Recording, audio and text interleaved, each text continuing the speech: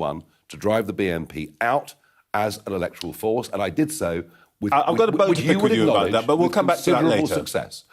When I ran UKIP for all those years, and when I set the Brexit Party up, didn't allow anybody to even be a member who'd been part of one of those groups. Now, I have inherited a start-up. Okay. I've not even been doing this a month, and I've got some people there I'd rather weren't there, and they won't be after next Thursday at all. As you say, we've known each other a long time. Let me just get to the root of this problem. Of course, you can't know the background of everybody who walks into the office, but do you ever ask yourself this question? In the words of the immortal Mrs.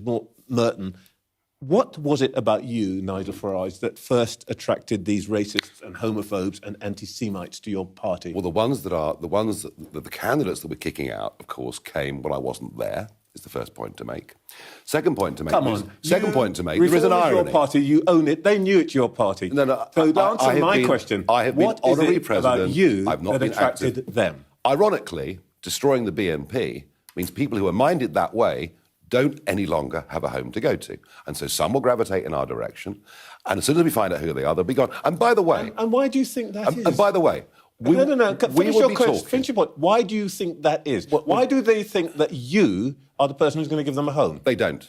Well, they do. They join your party. But they're looking for a home. Just as on the left, communists join the Labour Party. Where else are they going to go? Maybe George Galloway now. I don't know.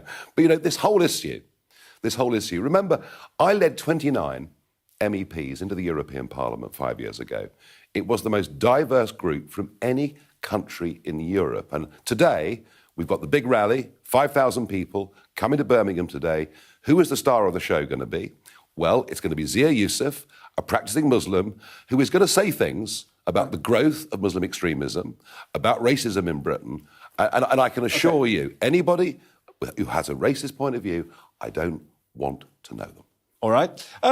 What about people who think Vladimir Putin is a really good guy? The Russia hoax. Oh, okay. Here we go. Brexit won in the referendum. It must be the Russians. We had to put up with 3 years of being told we've been funded by the Russians until Aaron Banks... Nobody's saying you're funded by the Russians. Until Aaron Banks finally won a court Nobody's saying you're funded by the Russians. In this case, I understand why the Labour and Conservative parties are worried. I was opposed to the Iraq war. I thought it was absolutely crazy to go into Libya. No, but let me stop. And 10 years ago, I stood up in the European Parliament and I said, you are giving a dangerous man an excuse to give his people to go to war. I said, there will be a war in Ukraine. Who else do you know that predicted it? You're once again You're once again answering your own question. My question to you is, are you aware that these bots, probably Russian-inspired, are interfering in the election? The Deputy Prime Minister is talking cobblers. I mean, you had this bland fellow on earlier, who apparently is the Deputy Prime Minister, who no one knows who he is. And there he is saying, there are Russian bots involved. Hang on, did you ask him how many millions of pounds his party have taken from Russian sources over the course of the last few years? You can't keep doing this. This is the Russia hoax. You can't keep asking yourself a question and answering it. Can I be clear? Vladimir Putin is a very, very dangerous, but dangerously clever man.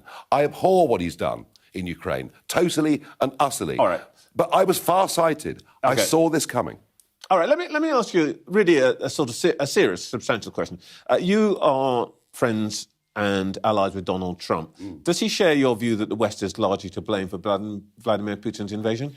No, but Henry Kissinger does, and many other very senior figures. Dead. Yes, Henry Kissinger warned about this all the way through the 90s, the noughties, and onwards. Look, we are where we are. The fact that I got it right all those years ago, and everybody else got it wrong, frankly, doesn't matter. We are where we are. And I'll tell you why I like Donald Trump, above all. This was the man that signed the Abraham Accords, got Israel and Arab states to start working closely together. This was the man who had the guts to cross the line and go into North Korea. This was the first president in 5 not to launch a foreign war. And I think, and this, by the way, there's no debate in this general election about foreign policy whatsoever, other than the attempt to smear me. All right. I think the world's in a very dangerous place. Nobody's smearing you, Nigel. Well, they're accusing me of supporting Vladimir Putin, and you virtually are too. Let's just talk about the thing that I think most interests you, which is the future of the right. If you win your seat on Thursday, you're going to spend the next 5 years tormenting the Tories. You've promised them that. No, replacing them. Okay. Well, actually, that's the point. Replacing them. Is your aim to join up with them or to destroy? Is this a merger or a murder? No, they have destroyed themselves. They're only being held together by an electoral system. And by the way, this time next Sunday, you will be discussing how unfit for purpose absolute first past the post is, I promise you, because Labour are going to win a vast number of seats on not a very big share of the vote. And you'll probably find people like us with many, many, many millions of votes will win seats, but nowhere near as many, perhaps, as we deserve. I've been back a month. It's a month tomorrow that I've been back doing this, all right? We've built up, we've now got 60,000 people paying me 25 quid. We've got a mailing list. Okay. Whatever 200. What I'm going to do, not just in Parliament, but out in the country more importantly, we're going to build a mass movement for real change. Okay. Well, look, this mass movement, I want to ask you about its character. As you said, we've known each other a while. And I want to put this to you personally, so give me a moment to explain it. Sure. I know intuitively when somebody doesn't like me because of my colour. That's not you. No. I don't think you care much about those things. But actually, I wonder if you're doing something worse than that. You have a political project, which is to destroy Conservative and all of that. No. It's a positive project. Yeah. No, you've got a project. And you're prepared to use any means at all, including fanning the flames of prejudice, to advance that project, which is why you will turn a blind eye to people who use words like Paki, people who talk about gay people as degenerate. That is totally and utterly untrue. You damn well know, having known me for 20 years. My point is, not what's in your mind, it is what you are doing.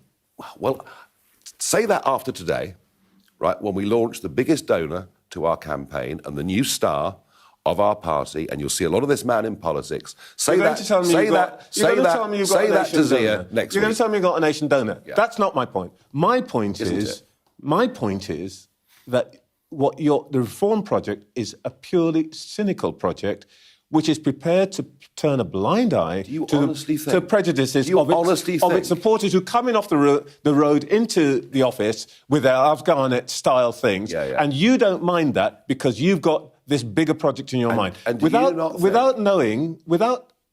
caring what it is doing to the sense of politics and the tenor of politics in this country. That's the accusation. I wonder how many Labour supporters and Conservative supporters share not talking to them, I'm similar talking about you. Views. No, but that's the point, isn't it? That's the point. You single me out for this. Yep. You wouldn't ask. By the way, this Alf Garnett figure said he was a member of the Conservative Party, so perhaps you better ask Oliver Dowden next time about that. Political parties attract all sorts of people. I always think politics brings out the best and the worst in people. And I'm not fanning the flames of anything. I want unity in this country. I am worried that through diversity, through inclusion, through all these agendas that are being pushed, our schools, critical race theory, we're not bringing people together with this. We're dividing people. I want to live, Trevor, in a country that is literally colourblind. I couldn't care less what colour you are. I'm not interested in what sexuality you have. Let's treat everybody equally. That is my agenda. Are you still in the place where you said to me several years ago that you would get rid of anti-discrimination legislation because you think it's divisive? Very. Terrible. Awful. And what we're doing in our schools, telling young white kids... Seriously? What we're doing in our schools, telling young white kids they're oppressors and young black kids they're victims, is truly dreadful. Let me just finally ask you this. I'm going to put this as politely as I can because, as you say, we've known each other. Yep. We treat each other with respect.